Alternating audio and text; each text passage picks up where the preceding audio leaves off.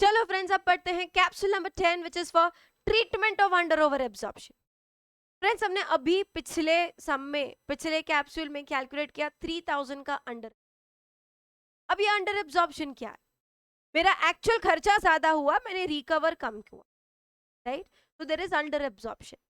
अब इसका ट्रीटमेंट देना होगा। तो ये जो ट्रीटमेंट है it depends upon the reason of under over absorption. अब ये रीजंस क्या हो सकते हैं?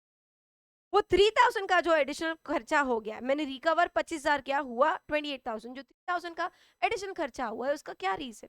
उसका रीजन ये है कि यार कंपनी ने ढंग से प्लानिंग नहीं की, कंपनी ने एवं ही खर्चा कर दिया, या फिर मेरे वर्कर्स इनएफिशिएंट है उनकी वजह से खर्चा ज्यादा हो गया।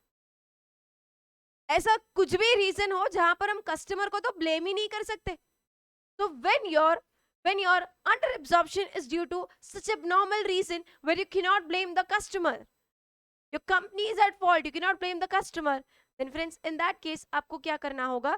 फ्रेंड्स, ये तुम्हारी गलती थी, तुम्हारी कंपनी की गलती थी, तुम्हारे ऑर्गेनाइजेशन की गलती थी, तो चुपचाप इसे अपना लॉस मानो और कॉस्टिंग पीएनएल में transfer. Have a look at this. Transfer to costing PNL journal entry, costing PNL account debit to factory overheads. And friends, इससे तुम्हारा जो कॉस्ट ऑफ प्रोडक्शन है वो चेंज नहीं होगा, तुम्हारा जो प्रॉफिट है वो सीधा कम हो जाएगा। ठीक है, तुम्हारा जो नॉर्मल कॉस्ट पर यूनिट है वो चेंज होता नहीं। तो when your under over absorption is due to abnormal reason, आपको ये करना है।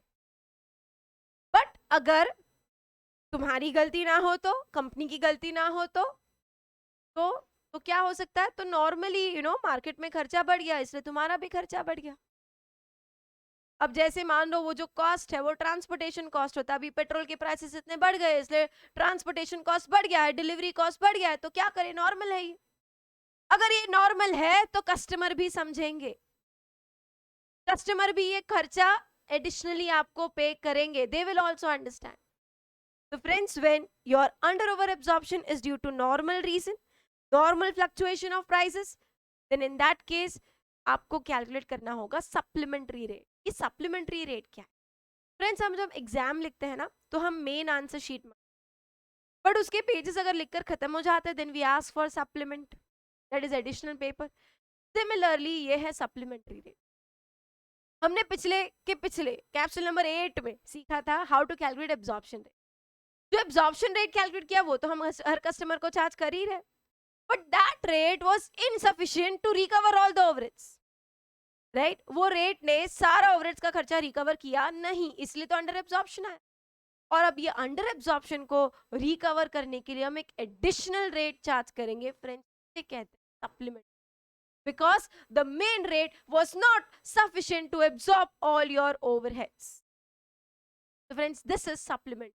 How to calculate? Very simple. You take under absorption upon actual equivalent output. यानी अगर कुछ WIP है इसलिए लिखा है actual equivalent, right? और फिर आप एडिशनली अपने कस्टमर्स को चार्ज कर सकते हो। Got it? यानी पहले हमने 2 रुपीज चार्ज किया, अब जाकर एडिशनली 1 रुपया मांगेगी तो कस्टमर को देना पड़ेगा, कस्टमर विल। बट अगर बेच दिया है तो नहीं देंगे वो, बट अगर स्टॉक में है तो आपने स्टॉक को 2 रुपीज पर यूनिट पे वैल्यू किया, तो अब उसकी प्राइस 1 रुपए से बढ़ा दो, बिकॉज अंडर एब्जॉर्प्शन भी चार्ज करना है, राइट फ्रेंड?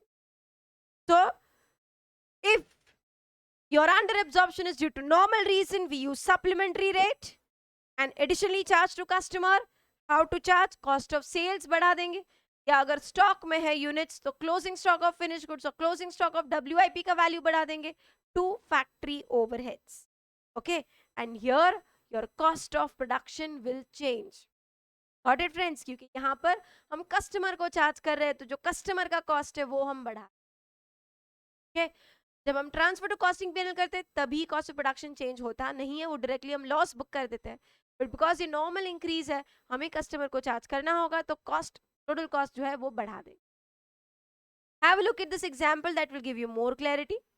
जो अंडर एब्जॉर्प्शन था 3000, मान लो ऐसे क्वेश्चन में दिया है कि half is due to poor planning and half is due to normal reason. तो जो 1500 है due to poor planning, simply will transfer it to costing PNL, खत्म।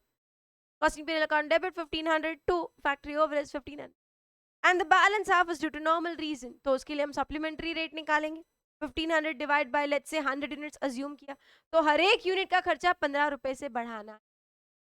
Okay, let's say original cost उसका 80 था, तो अभी उसका कॉस्ट हम 15 रुपए से बढ़ा देंगे, उसका कॉस्ट हो जाएगा 95, क्योंकि मार्केट में प्राइस बढ़ गए हैं। एडिशनल सप्लीमेंट्री रेट 15 रुपए चार्ज करना है। Okay, so this is how it will be recovered. Got it, friends? So how to remember? Very simple. Under over absorption, abnormal reason, transfer to costing P&L. Due to normal reason, calculate sub. That's it. Okay.